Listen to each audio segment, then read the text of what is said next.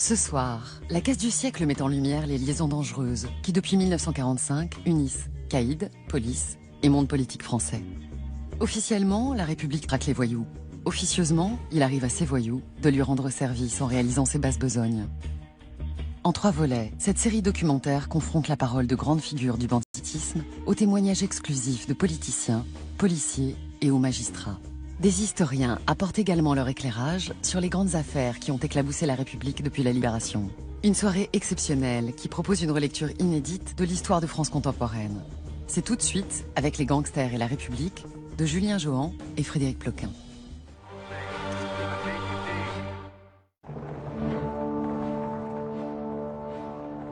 « 3 juillet 2015.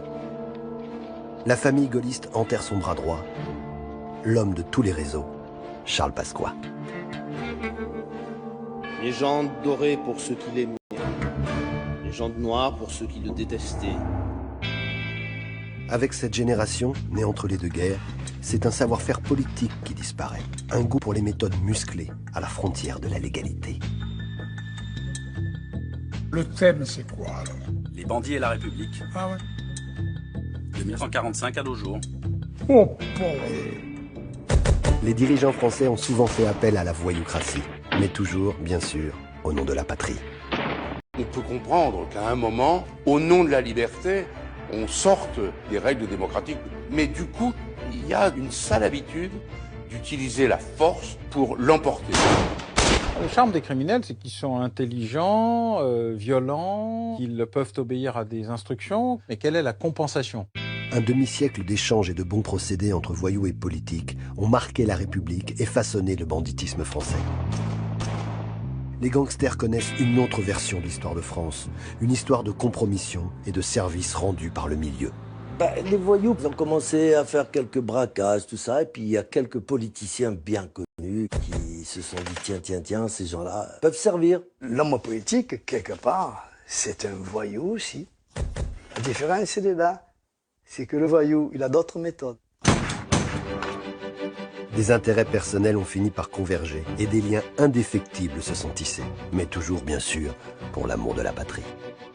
Oh, ils ont fait pour l'amour du gars, hein. C'était la patrie qui...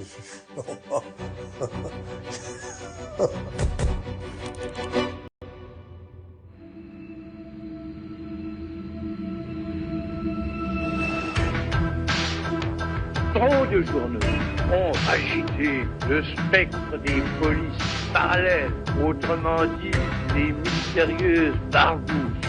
Pour répondre à la violence par la violence, qui n'aperçoit la profondeur du piège? Que nous n'aurons aucune faiblesse vis-à-vis des criminels dont la seule place est en prison.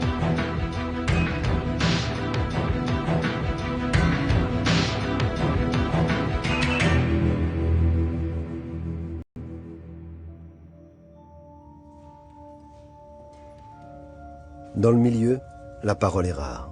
Et quand on s'exprime, on ne prend pas de gants. William Perrin, dit Le Grand, a 81 ans. Et il a décidé de se lâcher. C'est connasse, ça. Une vie de hors-la-loi derrière lui, l'homme appartient à l'aristocratie des voyous français. As du chalumeau, il siphonne les coffres des plus grandes banques. Plus tard, il s'enrichit en exportant de l'héroïne en Amérique avec la French Connection. Une erreur fatale. Bah, j'ai pris 16 ans, moi, dans cette histoire. En France, j'ai pris 18 ans, j'ai fait appel, ils m'ont descendu de 2 ans. William Perrin est un témoin privilégié. Il a connu l'âge d'or du milieu. La voyoucratie ne s'est jamais aussi bien portée que pendant la Seconde Guerre mondiale. Quand la guerre est finie, j'avais 14 ans, quoi. Je comprenais quand même, pour des voyous, c'était le rêve pour eux. Et ils travaillaient pour les Allemands. Mais c'était quoi la motivation de ces bandits? Bah, c'était l'argent, ils pouvaient faucher comme ils voulaient, et les Allemands, ils s'en battaient les couilles. La période de l'occupation est le creuset des relations entre les voyous et le pouvoir central.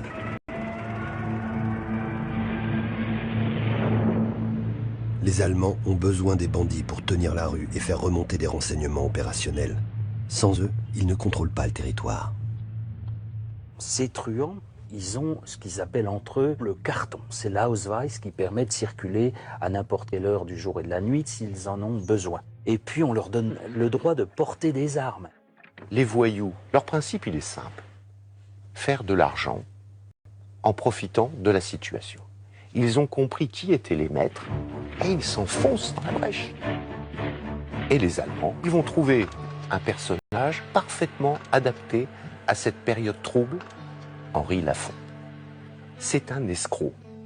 Et c'est lui qui va faire naître la fameuse carlingue, qui prend le nom, par la suite, le surnom de Gestapo française. Henri Lafon draine derrière lui jusqu'à 1 millier de bandits. À la carlingue, on torture, on extorque, on assassine et on pille. Tous les voyous de basse classe, il y en a beaucoup qui sont marqués à la Gestapo parce qu'ils avaient les Condés ne pouvaient pas les arrêter. Ils avaient l'impunité, ils pouvaient toucher de l'argent comme ils voulaient.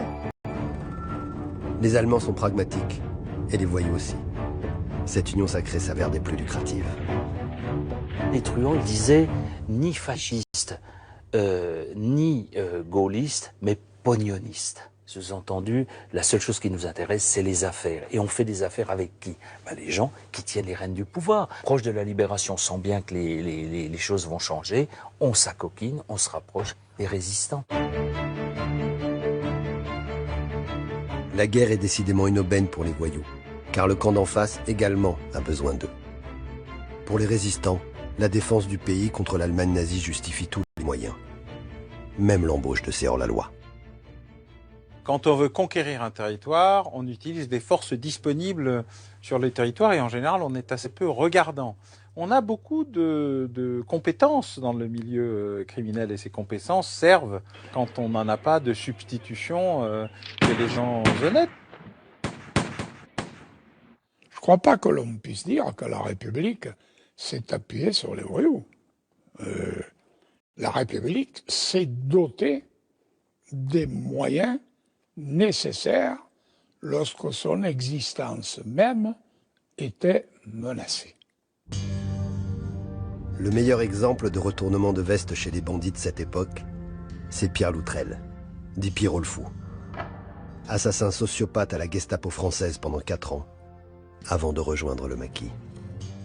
Pierre Loutrel devient le lieutenant d'Héricourt dans la Résistance à Toulouse, qui a été embauché par un groupe authentique de résistants, qui s'appelle le groupe Morange, pour abattre des collaborationnistes. Il faut un tueur professionnel. Il fait ça sans problème. Pierrot le Fou est un exemple, mais il y en a beaucoup d'autres. Durant ces années de lutte clandestine, des liens solides se créent entre les bandits et les futurs dirigeants de la 4e République. Quand on a connu les difficultés de l'occupation, les risques que cela comportait, les pertes que nous avons eues les uns et les autres, on ne peut pas passer ça par profits et pertes du jour au lendemain. Les liens qui ont été noués à cette époque pèseront, oui, assez lourd par la suite. À la Libération, la 4e République règle ses comptes. La police subit une épuration massive, contre-coup de sa soumission à Vichy. Et Henri Lafon, chef de la Gestapo française, est condamné à mort pour l'exemple. Mais la carlingue a fait étalage d'un vrai savoir-faire en matière de torture et d'espionnage. Et le pouvoir peut-il se passer de ces voyous si efficaces ? Même des mecs qui ont été dans la Gestapo pendant la guerre, ils ont été récupérés après par les services secrets, c'est toujours pareil. Et pourquoi ? Pourquoi ? Parce que c'est les mecs qui savent qui marchent, qui sont capables de tout, de donner des renseignements. Ces mecs-là, les services secrets, ils les récupèrent toujours, tu comprends ? Dans l'après-guerre, ce nouveau mélange des genres est incarné à merveille par une bande de braqueurs célèbres, le gang des tractions avant. Les tractions avant et le gangstérisme continuent à multiplier leurs forfaits et à proposer des énigmes de plus en plus redoutables à la police française. Dans cette équipe, l'ancien gestapiste Pierre Loutrel s'est associé avec Georges Bouche-Sèche, un autre bandit de la carlingue. Et tous les deux travaillent dans l'ombre pour les réseaux gaullistes. Ces personnages passent de la collaboration au braquage et du braquage à la barbouzerie. L'intérêt quand vous travaillez avec des voyous, c'est qu'ils vous fournissent tout. Des faux papiers, des armes, des voitures volées. Et, au besoin, s'il faut donner quelques coups de poing ou tirer quelques balles, ils sont là aussi. Dans une France où tout est à reconstruire, ce gang de braqueurs est aux avant-postes de la réconciliation nationale. Aux côtés des gestapistes s'impose un ancien résistant à la réputation de tueur, Joe Atia. Déporté dans le camp de Dachau, il y a fait de précieuses rencontres. À Dachau, Joe Atia va aider, parce que c'est un costaud, hein, bien sûr, passé de boxeur, sportif, etc. Un type qui est quand même un peu, moins costaud et tout, qui est Edmond Michelet. Edmond Michelet devient ensuite garde des Sceaux. Vous imaginez, chaque fois qu'Atia va être jugé, avec des fortes présomptions, des enquêtes, des preuves et tout, vous avez comme témoin de moralité le garde des Sceaux. Comment voulez-vous condamner quelqu'un avec une caution morale comme ça? Et Joe Atia, qu'on appellera le roi du non-lieu. Il va être mêlé à peu près à tout ce qui se fera en termes de crimes et de barbouzeries pendant les 20 années suivantes, sans jamais écoper d'une nouvelle peine de prison. C'est la leçon de ces années de guerre. Dorénavant, la frontière entre voyoucratie et milieu politique est poreuse. La mécanique infernale est en place. Les bandits deviennent des agents officieux prêts à commettre toutes les basses besognes. Ils peuvent jouer les barbouzes pour l'État. Ces barbouzes étaient recrutés pour défendre la patrie. L'heure est maintenant à la conquête du pouvoir. Je vous ai compris. C'est l'un des secrets les mieux gardés de la République. Les meilleurs alliés du pouvoir sont les hors-la-loi. Le milieu est devenu un corps intermédiaire, presque comme les autres. Le milieu, c'est un monde comme la politique, voilà. Il y a le milieu, hein. Chacun se connaît, chacun connaît un petit peu, on s'aime, on s'entraide, si on peut, on se tue aussi, ça arrive. Mais c'est le milieu, c'est une autre famille. Hein. C'est un monde de marginaux qui est là, où les gens ont fusé les lois, et s'ils peuvent passer à travers, voilà. Les lois de la République, moi, je ne me suis jamais occupé des lois de la République. Moi, j'étais comment ils disent, hors société. Donc, la loi de la République, c'est tout. Elle sert aux gens qui font les lois, oui, peut-être. C'est eux qui ont les rênes, hein.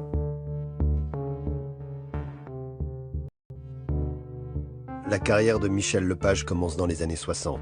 C'est une longue série de braquages, de trafics, d'arrestations et d'évasions.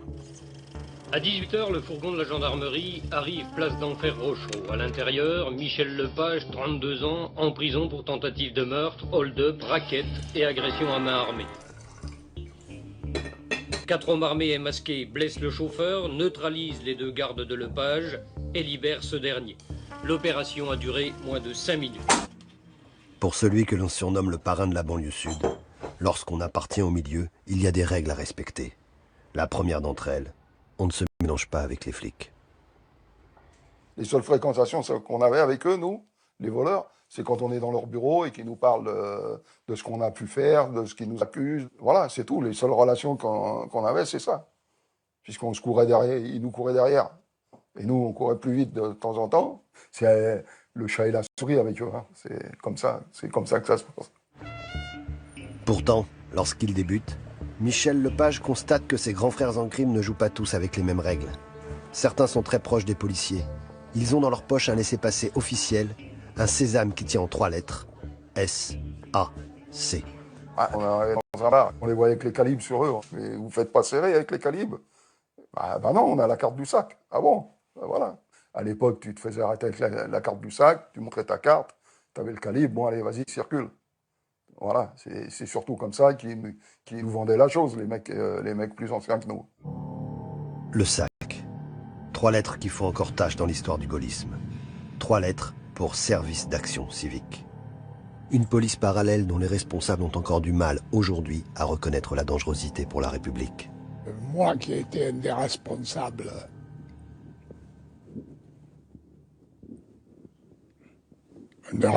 du cercle, c'est un peu excessif, mais enfin, j'ai quand même été dans cette organisation. C'était un service d'ordre,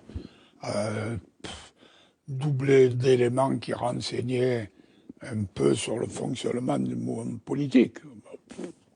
C'était vraiment Rien de bien extraordinaire. En fait, il aurait mieux valu qu'il n'y ait pas de mélange des genres. Voilà. Entre-temps, une commission parlementaire a démontré que les hommes du SAC avaient trempé dans des centaines de faits divers.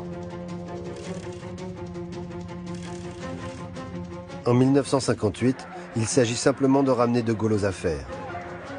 La guerre d'Algérie fait rage. Le général a besoin d'hommes de main pour contrer des membres du FLN qui menacent l'intégrité des frontières et pour juguler les partisans de l'Algérie française. Les gaullistes doivent en même temps assurer la sécurité des campagnes électorales face aux puissants communistes. Pour toutes ces missions, le SAC va naturellement recruter dans les rangs de la voyoucratie.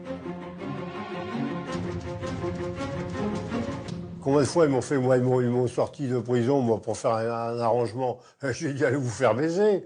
Il ne faut pas faire deux choses dans la vie. Ou t'es voyou, ou t'es condé. Si t'es condé, t'es voyou. Bah, reste voyou, ne trahis pas les tiens. Moi, j'ai été élevé au communisme, et le SAC, en général, c'était les mecs de droite. Tu me parlais de la droite, je tournais la tête. Je pouvais pas rentrer dans ce système-là, toi. Par rapport à mon père, qui m'avait éduqué communiste, et machin. Les gens du SAC, franchement, ils foutaient la trouille. Je me suis mis, ça ne se fait pas dans ce monde, j'ai décollé des affiches. Je m'en suis pris plein la figure, je me vois un petit costume bleu marine, j'étais par terre, parce que honnêtement, j'avais pas la force physique, et d'ailleurs, il fallait pas lutter, parce que j'en aurais pris plus.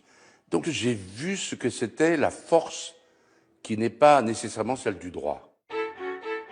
Les résistants avaient fait appel aux voyous en leur temps pour combattre l'Allemagne nazie. Là, les gaullistes reprennent la même méthode, mais cette fois-ci pour conquérir le pouvoir et renverser cette 4e République qu'ils exècrent. On peut comprendre qu'à un moment, au nom de la liberté, au nom de la résistance, on sorte, je dirais, des règles démocratiques. Mais du coup, il y a une déviance, une sale habitude d'utiliser la force, le non-droit, pour l'emporter. L'heure de la 5e République. Le général de Gaulle, élu président de la République, entre à l'Élysée. Il me faut le concours de ceux qui servent la République. La 5e République vient de naître et le SAC devient une milice au service du pouvoir en place. Les bandits qui ont accepté d'entrer dans ce service héritent d'une carte de membres bleu, blanc, rouge, synonyme de sauf-conduit. Il nous arrivait fréquemment d'arrêter des beaux petits voyous de banlieue et qui avaient cette carte et qui bien souvent sortaient plus vite que l'auteur de l'arrestation que pouvait être parfois pour aider, rédiger tous les rapports parce qu'il y avait intervention d'en haut pour le relaxer immédiatement. Les voyous, on les connaissait, ils nous les montraient, leurs cartes. Mais ils nous disaient que c'était même pas politique. C'était pas des mecs qui allaient braquer, tout ça, c'était des mecs, des mecs et puis des escrocs, la basse classe, quoi, de la voyoucratie. Avec ce laissez-passer inédit dans l'histoire de la République, les bandits du SAC se voient confier des missions spéciales, hors de tout champ légal. Pour les gaullistes, c'est un climat de guerre civile qui légitime ce mélange des genres. C'est ici que s'est déroulé à la nuit tombante l'attentat contre le général de Gaulle. Sa voiture filait à 100 à l'heure vers l'aérodrome de Villacoublay lorsque les tueurs déclenchèrent leur tir. 6 balles ont atteint la DS où se trouvait le général de Gaulle. L'attentat est très vite revendiqué par l'OAS, l'organisation terroriste des partisans de l'Algérie française, dont l'un des piliers, le colonel Argout, est en cavale en Allemagne. Lorsqu'on a besoin de mener des opérations clandestines, des opérations où justement il ne faut pas exposer les organismes officiels du pays, on fait appel aux voyous, parce qu'on sait qu'ils vont bien mener l'opération et sans état d'âme. Inter, actualité. Un homme grand, vêtu d'un pardessus marron, entre à 15h hier dans un café proche du quai aux Fleurs. Il demande un jeton, il appelle de la cabine publique la police judiciaire pour signaler qu'un chef de l'OAS attend la visite de la police dans une camionnette bleue. La porte arrière de la camionnette n'est pas fermée et sur le plancher, pieds et mains liés, est l'ex-colonel Argout en assez piteux état. D'après le colonel Argout, l'homme au pardessus marron qui l'aurait livré à la police serait un ancien braqueur du gang des tractions avant, Georges Bouche-Sèche, l'ancien gestapiste, désormais au service du SAC. Nous savions que ce service était antidémocratique, sous contrôle ni de juges, ni d'autorités administratives. On ne peut pas laisser confier des missions de police à des inconnus, et qui plus est, souvent fréquenter des voyous, ou quand ils n'en étaient pas eux-mêmes. Ça arrange tout le monde. Si jamais ils se font capturer, c'est des voyous. Après, il faut prouver le lien qu'ils peuvent avoir avec ceux qui les manipulent. Ça n'est pas simple. D'autant qu'en général, à l'époque, il y avait les moyens de dire « Ah, secret défense ». Jusqu'ici, les bandits du SAC jouissent sans scrupule de leur protection. Mais comme dans les films de gangsters, il y a toujours le coup de trop. En 3 mois, un fait divers a atteint les dimensions d'une affaire d'État. La victime, Mehdi Ben Barka, leader de l'opposition marocaine. Le 29 octobre 1965, il est à Saint-Germain-des-Prés et devant le drugstore, 2 policiers français l'invitent à monter dans une voiture de la police. La suite est un condensé de la barbouzerie gaulliste. Les 2 policiers livrent Ben Barka à des bandits liés au SAC. L'un d'eux est un escroc du nom de Georges Figon. Son acolyte n'est autre que Georges Bouche-Sèche, l'une des barbouzes préférées des réseaux gaullistes. Et Ben Barka ne sera jamais retrouvé. L'affaire Ben Barka présente un aspect particulièrement caractéristique du régime actuel. Ces gens des polices parallèles croient un peu que la France est un pays conquis où on peut exercer les pires métiers. L'affaire vire au scandale planétaire. Pour la première fois, le général de Gaulle est obligé d'avouer publiquement ses méthodes officieuses qui ont jalonné sa carrière. Qui ne sait en effet que pendant la guerre, pour lutter contre l'ennemi, pour noyauter et pénétrer ses auxiliaires, la résistance a utilisé des groupes spécialisés. Qui ne sait que plus tard, pour s'informer de ce que tramaient les organisations subversives en Algérie et dans la métropole, le service d'ordre a utilisé des éléments clandestins. Trop de journaux ont agité le spectre des polices soi-disant parallèles, autrement dit des mystérieuses barbouzes. 48 heures après l'enlèvement de Ben Barka, Georges Bouche-Sèche est exfiltré au Maroc.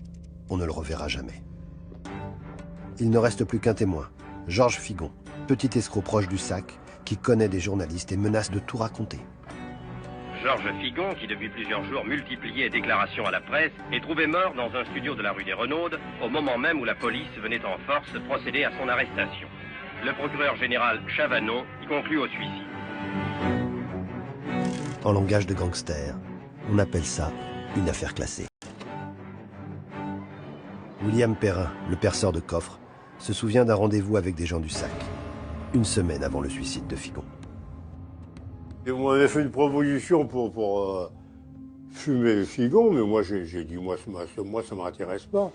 Moi je vais pas tuer un mec qui m'a rien fait. Ils ont dit quoi exactement? C'était quoi le marché? Parce qu'après il m'aura peut-être filé des affaires et tout. Du coup, mais j'ai pas voulu, moi c'est des choses qui m'intéressent pas, ça. Ce qui veut dire que d'autres voyous auraient été intéressés? Il y en a qui l'ont dit, puisqu'ils l'ont tué. Il s'est suicidé le jour de son arrestation. Vous ne croyez pas du tout au suicide? Oh, c'est vrai. L'affaire est étouffée, faute de témoins.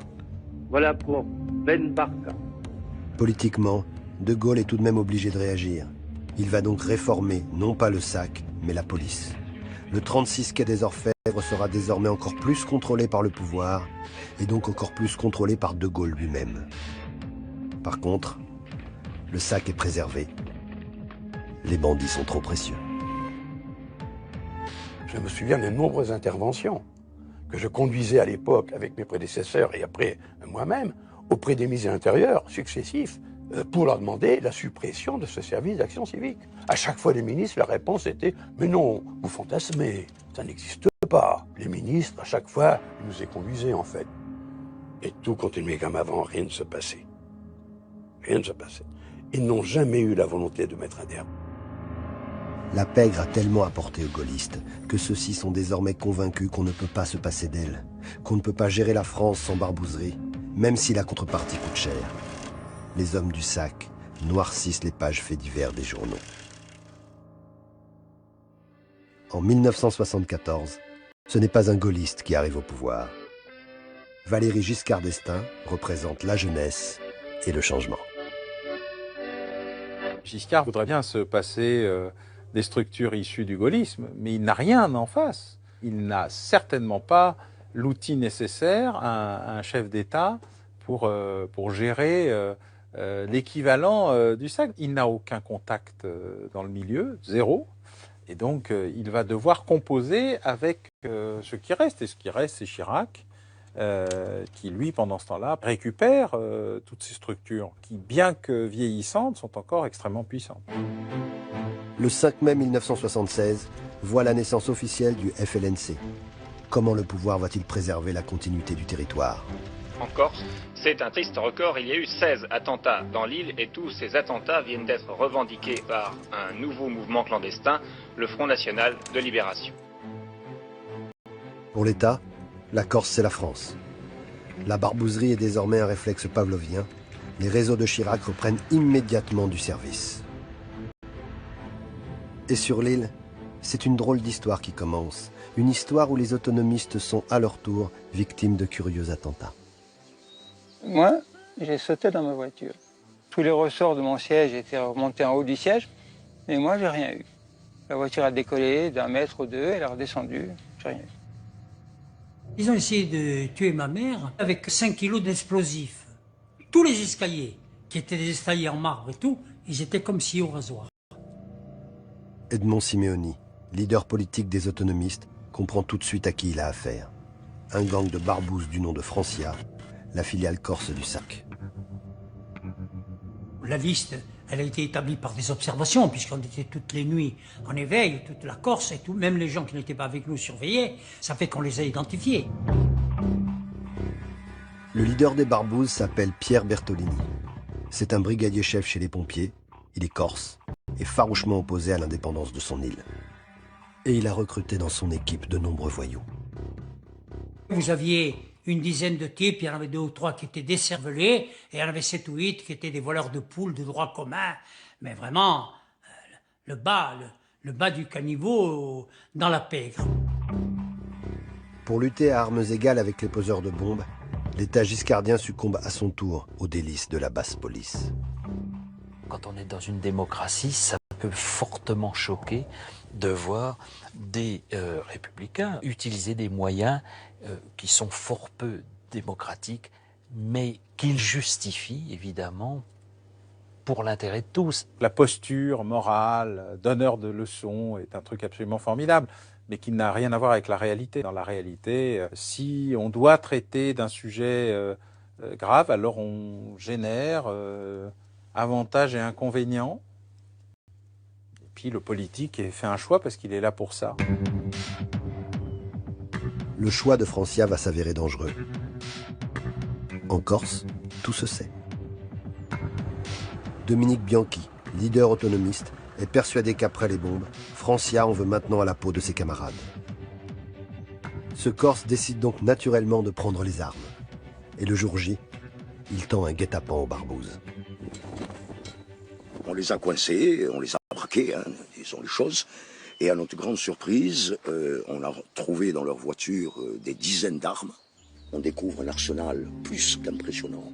Talkie-walkie, etc. Enfin, et le commandant Bertolini, c'est-à-dire le chef occulte de Francia. En plus du chef Bertolini, un certain Alain Olliel fait partie du commando. L'homme est un bandit déjà condamné à 2 ans de prison pour vol d'armes. C'est moi qui le fouille. Je découvre une première carte, RPR. Carte du RPR. Bon, il est membre du RPR. Et en l'interrogeant, on lui dit « Mais tu appartiens à Francia ». Il dit « Oui, j'ai la carte ». Deuxième carte découverte, pour lui c'était la carte de Francia, du réseau de barbouzes clandestins, la carte du service d'action civique, la carte du SAC. Donc, je montre les cartes à mes amis, je dis « Voilà, on a le SAC et le RPR ». Une expédition punitive exécutée par des bandits équipés de cartes du RPR et du SAC, cela ressemble à un scénario catastrophe pour la droite. D'autant que la presse locale se rend le soir même au village de Bastelica, où sont retenus les barbouzes, et que le visage du chef du SAC en Corse apparaît à la télévision. À Bastelica, nous avions pu quelques instants converser avec Pierre Bertolini, que gardaient des hommes en armes et qui réfutaient les accusations qui ont motivé son rapt. Personnellement, je ne mets pas à me plaindre du traitement qui m'a été fait. Conditions morales, elles sont les conditions morales de tout otage. Quelles sont, selon vous, les raisons de cette action? Probablement une méprise, parce que je suis venu à Bastelica pour y passer 1 heure et accompagner 2 personnes qui venaient à la chasse. Alors que la Barbouze nie tout en bloc, Parce que je suis venu accompagner 2 personnes qui venaient à la chasse. l'État réagit. On voit débarquer le mardi à midi 800 à 1000 gendarmes. C'était assez impressionnant. Et on voyait les Pumas qui débarquaient et ils ont pris le village d'assaut. Il ne s'agit pas d'une affaire politique, il s'agit d'une affaire de droit commun.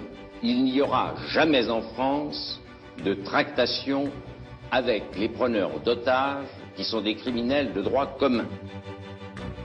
Les négociations durent 3 nuits et finalement, les preneurs d'otages décident de se rendre, sûrs que le droit est de leur côté. Mais les coupables ne seront pas ceux qu'ils avaient imaginés. J'ai été arrêté, j'ai pris 4 ans de prison pour la Cour de sûreté de l'État. Et les barbouzes que nous avions arrêtés, eux, ont été libérés immédiatement. Dernière démonstration d'un pouvoir central qui n'entend pas se justifier. La raison d'État prime sur tout le reste. Les autonomistes devront attendre l'arrivée de François Mitterrand à l'Élysée pour être remis en liberté. La victoire du candidat socialiste marque une rupture, même pour les voyous.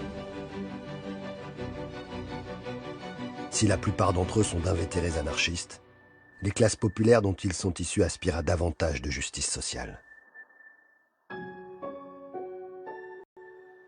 Avant de se mettre à la peinture, ce Marseillais a vidé les coffres des banques dans toute la France. Cet infatigable braqueur était encore récemment soupçonné d'avoir prêté main forte à une attaque de fourgon blindé, à 74 ans. Pour la police, Antoine Cossu, dit Tony Languille, est l'une des grandes figures du milieu traditionnel.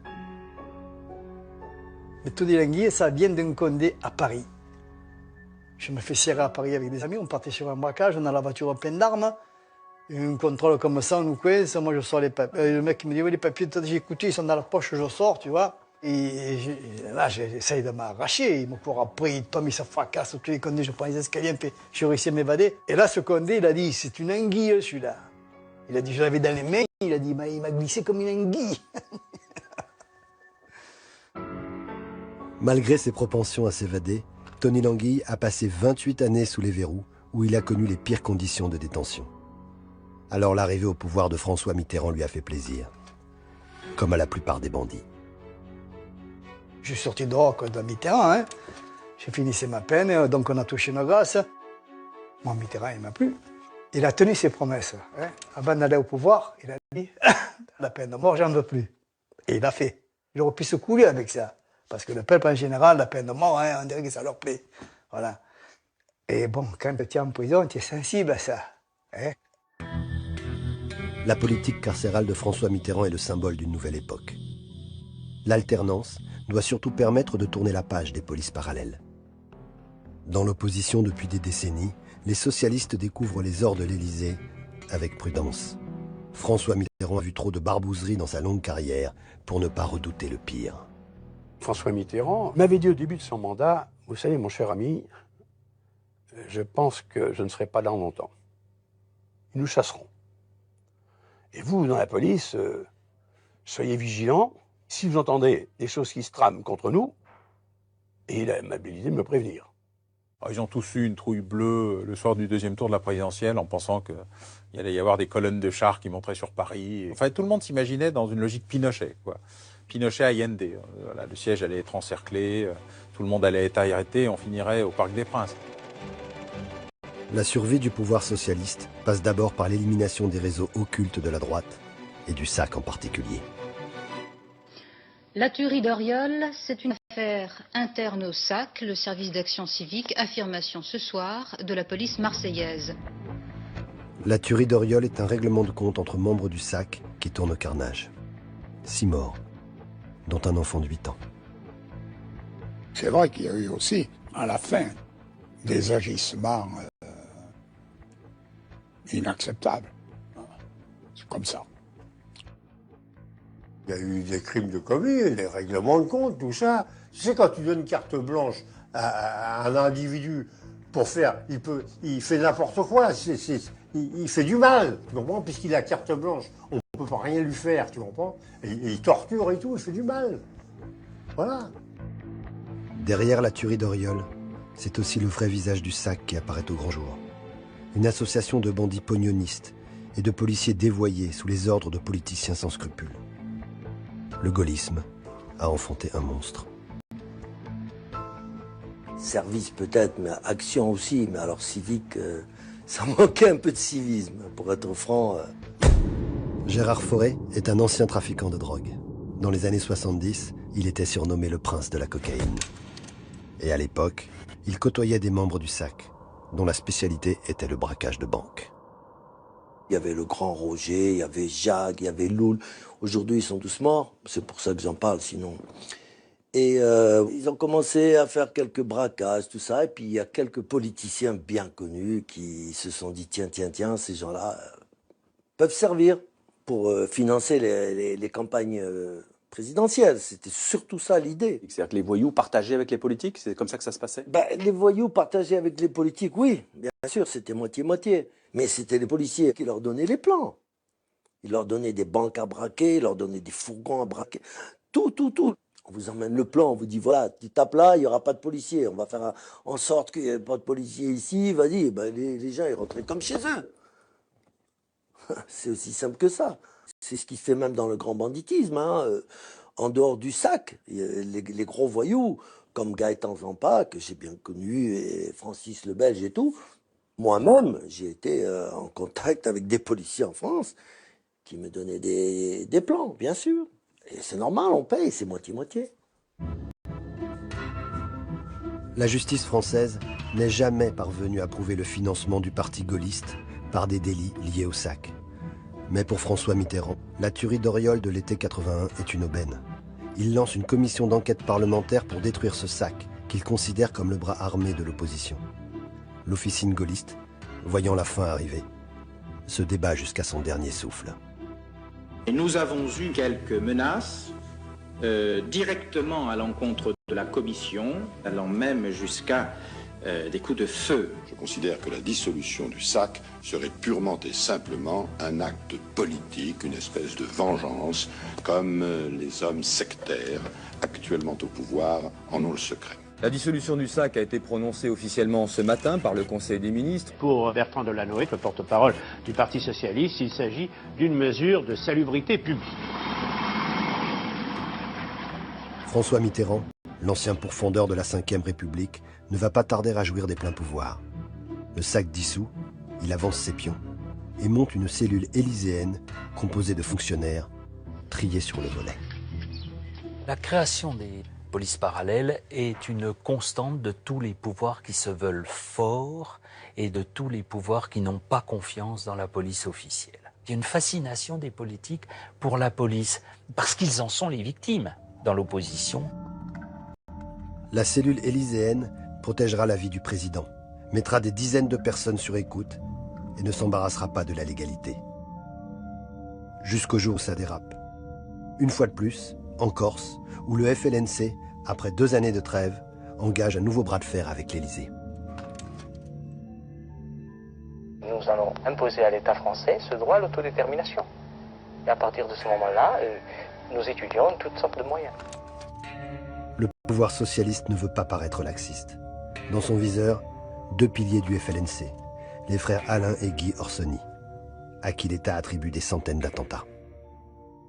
Juin 1983, sur ordre de l'État, d'un État socialiste, Guy Orsoni est enlevé, torturé à mort, et son cadavre disparaît. Il est sans sépulture. La police française arrête très vite les assassins présumés de Guy Orsoni. Il s'agit de petits malfrats corses. Pour les militants FLNC, cela ne fait aucun doute. Ces bandits ont été télécommandés par les barbouzes de l'Élysée. Gaston Defferre, le ministre de l'Intérieur de François Mitterrand, dément formellement. Le FLNC prétend que Guy Orsoni aurait été enlevé et abattu par des barbouzes aux ordres de la police. Ces accusations sont calomnieuses, sans l'ombre d'un commencement de preuve. C'est un moment important, parce que c'est la première fois qu'on s'attaquait physiquement et dans des conditions absolument horribles à un militant du front.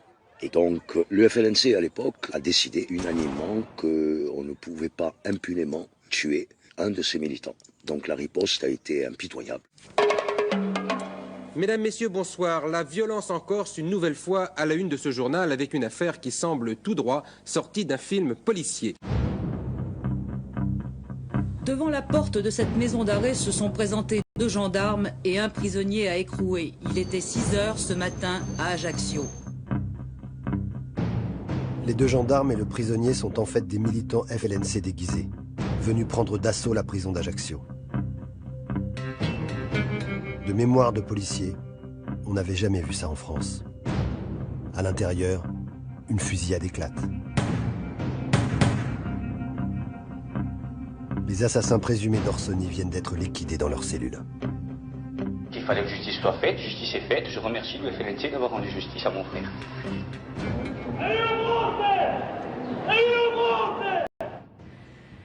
Après l'affaire de Guy Orsoni et la disparition de Guy et la vengeance du front, plus personne n'a jamais osé s'attaquer physiquement, y compris l'État, à un militant ou un responsable du FLNC.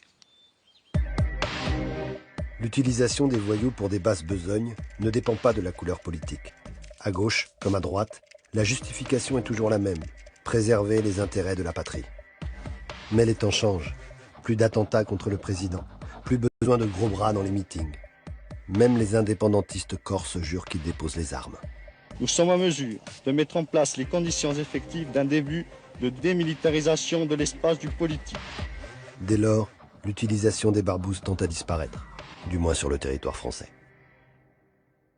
Le rôle des voyous, l'histoire de la France, c'est quand même quelque chose qui a largement évolué. Si certaines pratiques à l'après-guerre, je dirais, ont pu exister, le fossé s'est vraiment creusé, éloigné. Tout est devenu très transparent. Le temps des barbouzes est révolu, mais les hommes politiques ont côtoyé le milieu depuis si longtemps que la synergie est en place. Et des centres d'intérêt communs sont apparus. S'il n'est plus question de défendre le drapeau, on peut toujours faire des affaires ensemble. Il est certain qu'il y a des avantages avec les hommes politiques qu'on n'a pas ailleurs. Voilà. Quand le mec il est maire, tout ça, tu dois avoir des appartements, des trucs, et tout, faire reconstruire, tout ça, une maison. Des avantages. L'embellie qu'ils ont, eux, c'est qu'ils ne vont jamais en prison. Eux, ils peuvent escroquer des milliards, des machins, faire leur combine. Hein. Les procès, c'est remis à plus tard. Chaque année, on remet. Nous, non, nous, de suite, allez, procès en avant. Nous, on y va direct à la potence. Mais c'est les plus forts. Hein. Nous, les bouillis à côté, on est... Hein.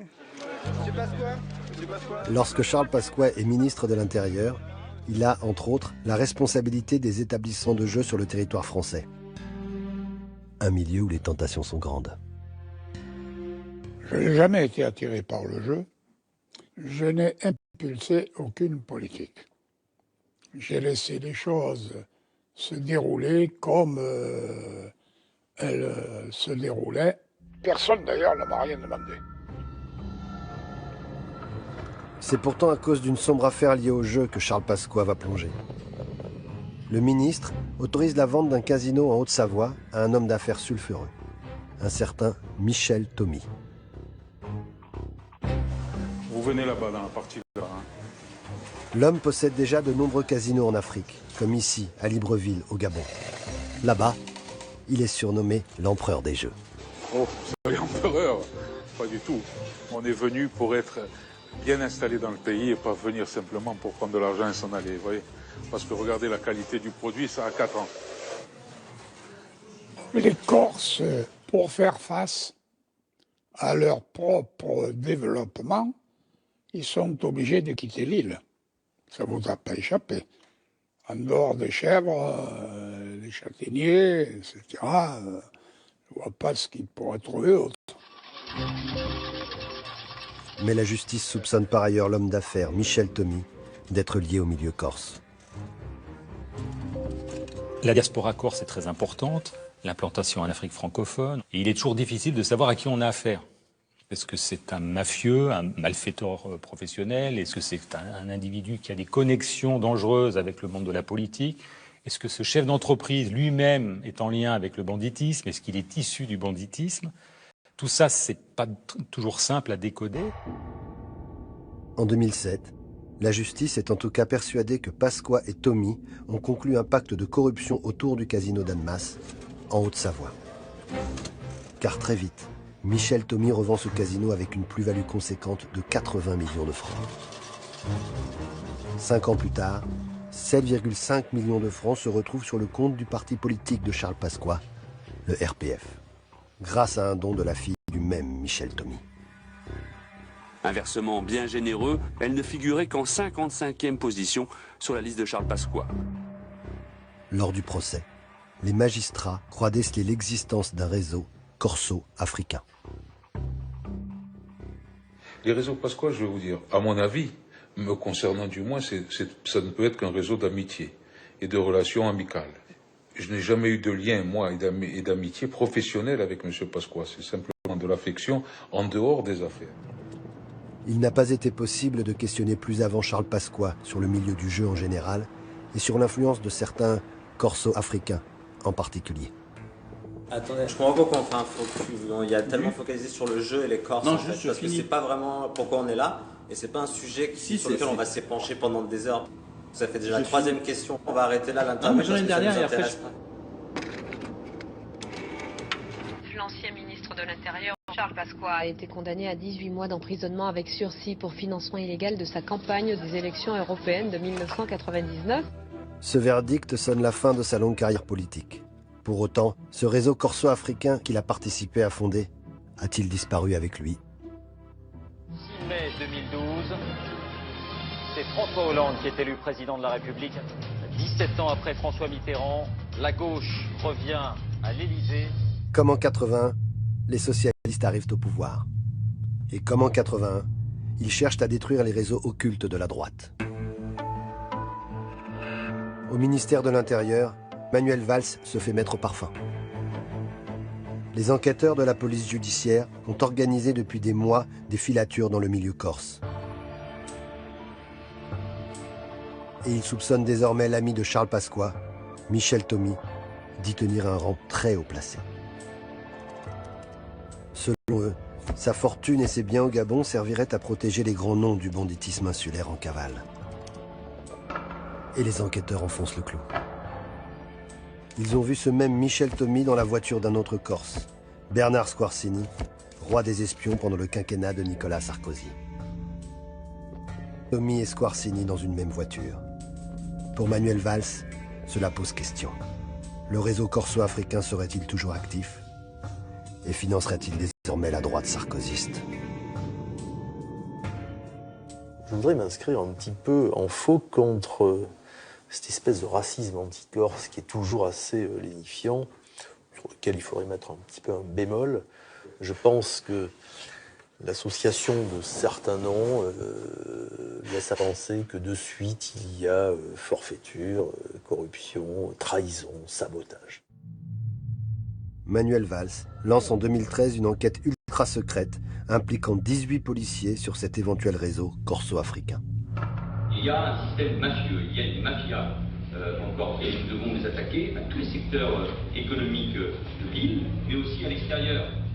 Marseille, à Aix, à Paris, à l'étranger, ce sont des réalités. Pendant 1 an et demi, 18 policiers vont enquêter en toute discrétion sur ce réseau. Mais ils ne trouveront rien de tangible. C'est aujourd'hui à un niveau transnational que se nouent les liens entre politiciens, voyous et affairistes. Leur arrière-salle, il n'est pas en France. Il est dans certains pays étrangers où là, il sera difficile d'aller investiguer, parce que là, après, on se heurtera à la souveraineté du pays en cause, hein, qui pourra peut-être collaborer avec la justice française, mais qui, à un moment ou à un autre, ne va pas forcément nous autoriser à faire des investigations comme on les mènerait en France. Le dernier avatar de ces liaisons dangereuses entre voyoucratie et monde politique serait donc une machine sophistiquée et inattaquable. L'homme clé de ce réseau corso-africain vit des jours paisibles, ici, dans son village natal de Sainte-Lucie de Talano, au fond d'une vallée du sud de la Corse. Daniel Léandri était un simple brigadier de police lorsque Charles Pasqua en a fait son Monsieur Afrique, son porteur de messages, son négociateur de l'ombre. Charles Pasqua, je pense qu'il a dû m'apprécier par ma discrétion. Hein. Je rendais compte toujours très fidèlement. Je n'écrivais jamais par contre, je rendais compte toujours oralement. Et tout ce qu'on raconte sur le fait que la vie politique française était en partie financée par de l'argent africain, notamment en provenance du Gabon. C'est-à-dire que ça s'est beaucoup dit, effectivement, ça s'est beaucoup dit à travers les médias, à travers tous les médias. Mais moi, personnellement, de ce que j'en connais, moi personnellement, après, peut-être que d'autres, d'autres s'occupaient de ce genre d'activité. Moi, je n'y allais pas du tout pour ça. Peut-être il y avait des spécialistes, hein, certainement même. L'enquête sur le financement occulte par le milieu corse bute ici, contre ce mur du silence, et surtout contre cette révérence encore palpable envers feu Charles Pasqua. Je ne dirai rien de ce que lui n'a pas dit. Et je ne le dirai jamais, je n'écrirai jamais de livre. Là, pour bien, il y a des gens qui écrivent, moi c'est pas mon... Je ne cherche pas la publicité, au contraire, je fuis la publicité. Quand on est dans l'action, on ne peut pas être dans le spectacle. Charles Pasqua peut reposer en paix. Les secrets des corso-africains sont bien gardés. Permettez-moi d'avoir une pensée émue pour celui qui fut un grand patriote et un grand serviteur de l'État. Le banditisme est entré dans un nouvel âge et les politiques se sont adaptés. Les deux milieux peuvent donc continuer à se rendre des services, et qu'importent les alternances politiques, et qu'importent les coups d'épée dans l'eau de Manuel Valls. Tout de suite. Il est certain qu'il y a des avantages avec les hommes politiques qu'on n'a pas ailleurs. Voilà. Les services en vaut une autre. C'est pas compliqué.